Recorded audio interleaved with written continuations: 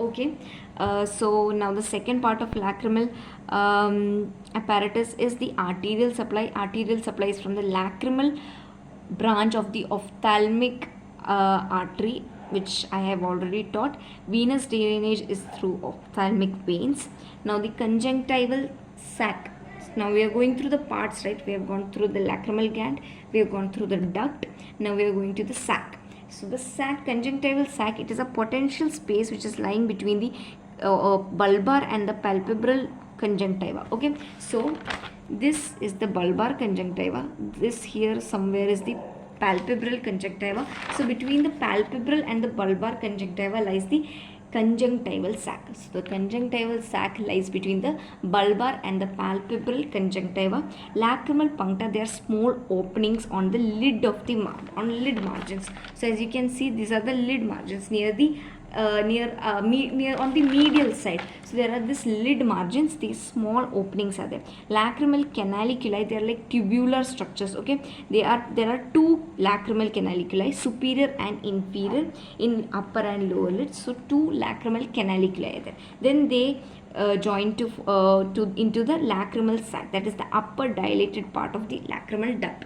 So there is lacrimal duct there. So that, see, you can see the nasolacrimal duct. Nasolacrimal duct only becomes when it enters the nasal region. So till here it is the lacrimal duct. So the dilated end of the lacrimal duct is called the lacrimal sac. Then the lacrimal duct, it is membranous and it is 18 mm long till the anterior part of inferior meatus of nose. Till the meatus of the nose, it is nasolacrimal duct. And then the factors helping in the drainage of the tears.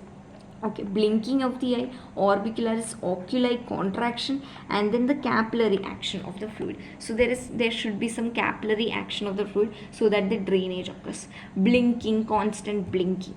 So drainage occurs, and then contraction of the lacrimal part of the muscle, orbicularis oculi.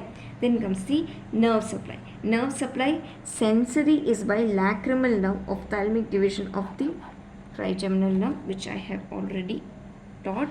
Okay, so the nerve supply, the sensory supply is from the lacrimal part of the lacrimal part of the, or lacrimal branch of the ophthalmic nerve. Okay, ophthalmic division of trigeminal nerve. Okay, now comes the parasympathetic supply and the sympathetic supply. We have done sensory, parasympathetic, sympathetic.